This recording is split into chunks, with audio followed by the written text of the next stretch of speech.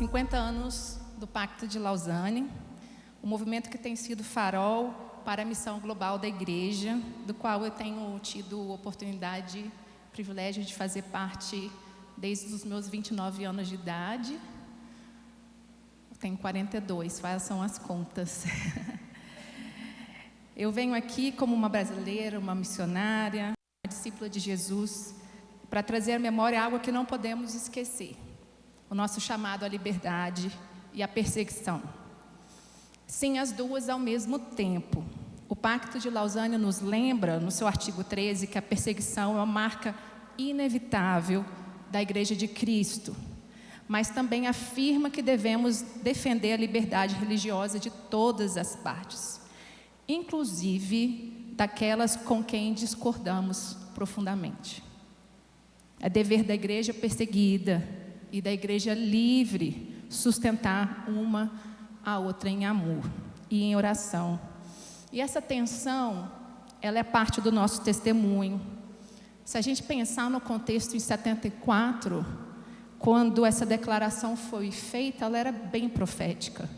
Em plena Guerra Fria, com igrejas subterrâneas no leste europeu, cristãos eram perseguidos na China, União Soviética, nas ditaduras da América Latina, em países islâmicos que eram apagados das estatísticas, mas não do coração de Deus. O Pacto de Lausanne surge nesse contexto, para confirmar e para afirmar com coragem: a perseguição, ela é real e a liberdade religiosa é um direito. Hoje, em 2025, infelizmente essa realidade não mudou, ela se intensificou. A perseguição continua sendo um fogo aceso em muitos cantos do mundo. Segundo o relatório da Portas Abertas, aquele relatório de perseguição que muitos de vocês conhecem, mais de 365 milhões de cristãos sofrem perseguição severa ou extrema por causa da sua fé hoje. Significa que 1 em cada 7 cristãos no mundo sofrem perseguição. Na África, 1 a cada 5. Na Ásia, 2 em cada 5 cristãos. Mas também cresce perigosamente a intolerância da própria igreja contra quem pensa diferente dentro dela. No Brasil, a perseguição cristã não é estatal, não é extrema, mas ela existe em formas sutis: exclusão, ridicularização, hostilidade ideológica, falta de liberdade para expressar a fé em determinados ambientes. E o Brasil também exporta posturas que colaboram com a perseguição de cristãos no exterior, como apoio político irrestrito a governos que deportam ou oprimem imigrantes cristãos. Eu acabei de traduzir um relatório de 19 páginas, publicado recentemente nos Estados Unidos pelo Centro de Estudos do Cristianismo Global, que fica debaixo do seminário Gordon Conwell, que é um seminário reformado muito famoso, e ele foi escrito junto com a Conferência dos Bispos Católicos Americanos e com a Associação Nacional dos Evangélicos. O nome desse relatório o relatório se chama Um Corpo, e ele faz uma análise sobre essa situação da deportação que está acontecendo nos Estados Unidos. E eles identificam que 60% dos deportados atualmente são cristãos, não são muçulmanos. 60% dos deportados atualmente dos Estados Unidos são cristãos, e muitos deles não são criminosos. E se você quer ler sobre isso, você me procura depois. E eles chamam esse relatório de um corpo, lembrando que se uma parte do corpo dói, todo o corpo tem que sentir essa dor. Se Lausanne nasceu no meio de uma tensão geopolítica, hoje, 50 anos depois, a tensão mudou de forma, mas continua viva. Ela nos convida a um cristianismo com mais profundidade e menos ingenuidade. E quando a gente pensa em perseguição ao redor do mundo, né, para muitos, a primeira consequência do Evangelho é o abandono, é o exílio, é a violência. Eu nunca vou esquecer um batismo que eu assisti em Rajastão, na Índia, quando o pastor perguntou àquela mulher: você reconhece Jesus como seu único e suficiente Salvador? Ela disse sim. Depois ele perguntou: você está disposta a sofrer toda a perseguição que virá por causa do nome de Jesus? Aquela frase me chamou muita atenção, porque eu nunca tinha visto um batismo no Brasil com aquela pergunta sendo feita. E quem estava batizando era um pastor que já tinha sido preso várias vezes por causa do Evangelho. E ela, com muita convicção, disse sim. E essa frase me atravessou. Ela transformou o batismo em um ato de cruz e não apenas de comunidade. E o seu sim ecoou ainda dentro de mim. No Brasil, muitas vezes, o que esperamos é seguir Cristo, é bênção, é cura, é provisão, é ministério. Mas naquele tanque simples, na Índia, a perseguição fazia parte de uma confissão de fé. E se alguém dissesse que o ódio ao cristão continua, mesmo depois que ele morre, foi assim que recentemente aconteceu na Mauritânia. Esse ano ainda, o irmão nosso já sepultado, fugindo do seu país, enterrado com simplicidade ali na Mauritânia. Pouco tempo depois, seu corpo foi retirado do túmulo e arrastado pelas ruas, como espetáculo público de ódio e de desprezo aos cristãos. Até as crianças gritavam ofensas, sem nem mesmo conhecer aquele homem, porque ele era um seguidor de Jesus e fora enterrado num lugar onde os cristãos são odiados. E o meu consolo ao escutar essas histórias se encontra nas palavras de Jesus, como em João 15:18. Se o mundo os odeia, tenha em mente que antes odiou a mim. Então, como podemos então defender a liberdade religiosa e ao mesmo tempo aceitar que ser perseguido faz parte da nossa fé?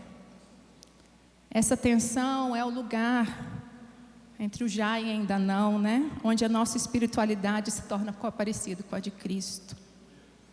Em 89, no Congresso de Lausanne, nas Filipinas, eles se reuniram para orar pelos cristãos da Mongólia. Na época, em 89, a Mongólia ainda era um país fechado, foi um dos últimos países comunistas, né? Fechado, sem igrejas visíveis. As Bíblias foram todas destruídas. Não só as Bíblias foram destruídas, o alfabeto mongol foi totalmente mudado durante o comunismo, né? Então, mesmo se eles achassem uma Bíblia, eles teriam que retraduzir, porque já era um outro alfabeto naquele contexto. Então, em 89, no Congresso de Lausanne, em Manila, os participantes oraram pela Mongólia, pela liberdade, pelos irmãos que queriam ir à Mongólia. No ano seguinte, a Mongólia recebe pela primeira vez uma equipe missionária. O regime caiu e em 20 anos o número de cristãos passou de 0 para 40 mil. Eu vi isso com meus próprios olhos quando eu estive lá em 2011. Vi a igreja mongol enviar seus primeiros missionários para países que perseguiam ela. Hoje a igreja mongol envia missionários para o Afeganistão, para a China e até a Coreia do Norte. Um povo que foi perseguido agora vai aos seus perseguidores. E esse é um milagre da oração e da fidelidade de Deus. Este para mim foi um exemplo da importância da intercessão pelos que sofrem, que acho que é o mínimo que a gente pode fazer. Orar é fundamental, mas não é tudo. Precisamos também agir como corpo.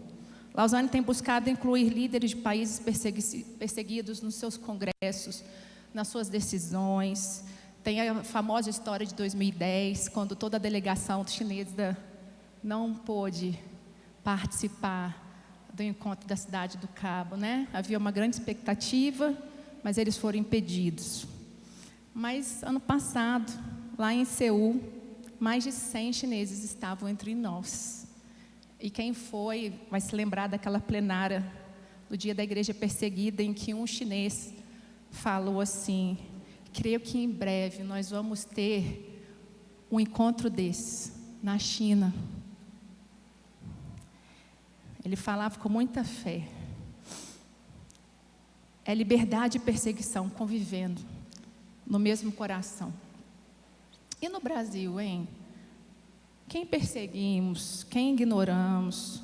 Vivemos num país com liberdade religiosa, mas nem sempre com um amor fraternal. Por questões políticas, teológicas, ou mesmo de etnia, muitos têm sido excluídos até dentro de suas igrejas.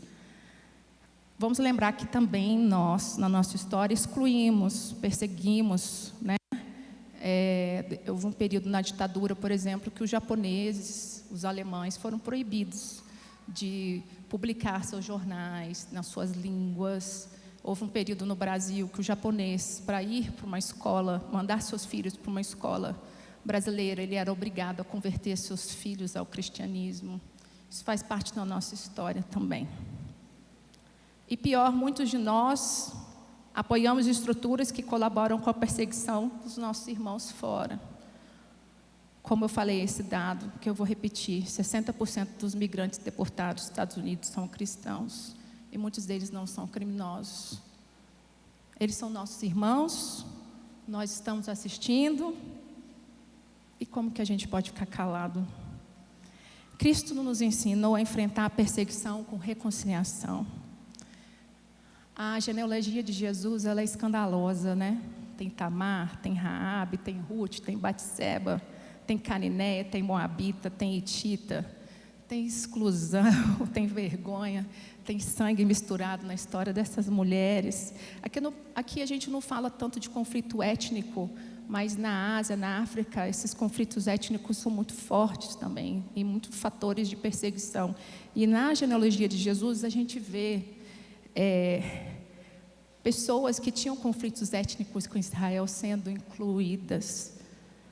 Também a gente vê que Jesus carrega no corpo e na história, no corpo a história de perseguidos, rejeitados, dos que viviam sob desconfiança.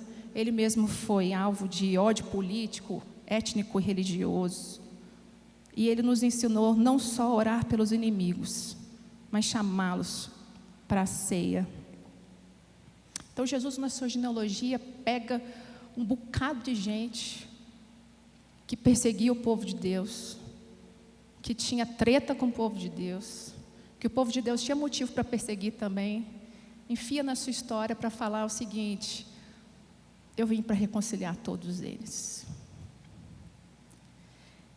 E aí, queridos, a gente precisa voltar a ter um cristianismo com a cara de Cristo. Perseguir é natural ao mundo, mas não pode ser natural à igreja. Os motivos que nos fazem ser perseguidos, poder, etnia, religião, política, jamais devem ser os motivos pelos quais nós perseguimos os outros. Cristo derrubou as paredes da separação. Ele transformou ódio em mesa, perseguição em testemunho.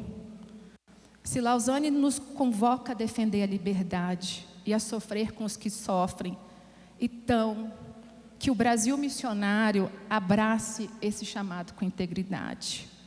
Porque a verdadeira liberdade é seguir a Cristo, mesmo quando isso custa tudo. E a verdadeira vitória é amar até aquele que nos odeiam, como Ele nos amou. Em nome de Jesus.